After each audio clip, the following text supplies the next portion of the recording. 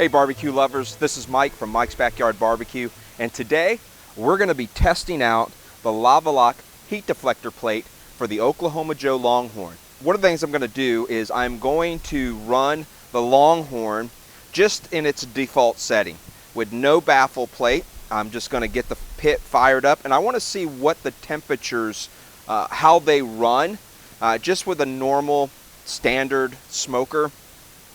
Then we'll go ahead and we'll install the baffle plate to see what the difference is. Does it equalize the temperature from the right and the left side? Does the temperatures run consistent? And so we're going to just do a little experiment and a little test to see if this is really worth the investment. All right, so stay tuned.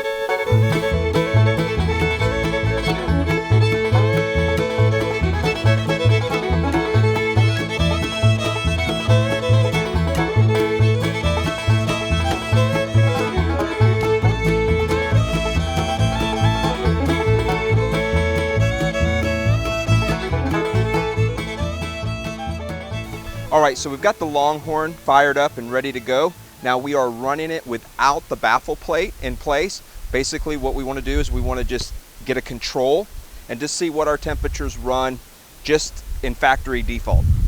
So come over here and you can see that without the baffle plate, we're running about 350 degrees on the right side of our cooking chamber and about 275 on the left side. Now this is on the upper portion of our cooking chamber. I have some thermometers on the grate level, and you'll notice right here that the closest to the firebox we're running about 259, and then the left side of our cooking chamber we're running about 234. So that's a pretty big difference between the left side and the right side of the cooking chamber. So now we're going to go ahead and we're going to install our heat deflector plates on the Longhorn, and we'll see if the temperature drops and if it equalizes from both the right and the left side. Okay, so stay tuned. Okay, so now we have our heat baffle plate in place, and I didn't change any of the dampers. The damper on our intake door is the same as it was when we were just running without the heat baffle plate. As well, I didn't mess with the damper on our smokestack. Both of those are set exactly like we had it when we were running in default mode. So let me show you the temperatures now.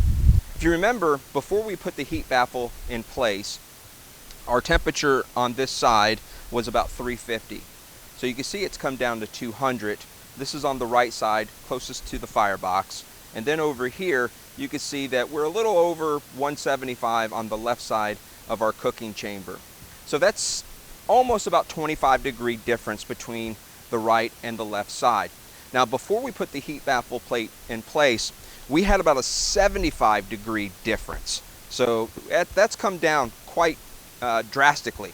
Let me show you over here. Now this is on the grate level.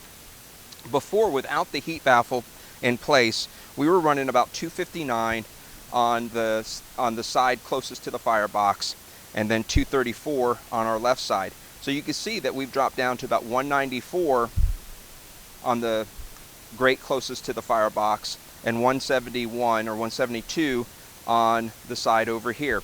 So again, it's about a 20-degree difference from right to left.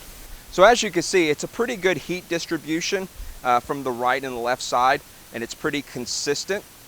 Obviously, if I needed to increase the temperature, I would open up my damper door and allow a little bit more oxygen in, get that fire nice and hot. But just for the sake of our test today, I just wanted to show you how the temperature will drop and the consistency between the right and the left side, just to kind of get an idea of this heat baffle plate and does it really work. All right, so hey, thanks again for watching. Please subscribe to my channel, give it a like, hit that bell, and all right, and I will see you next time. Again, this is Mike from Mike's Backyard Barbecue.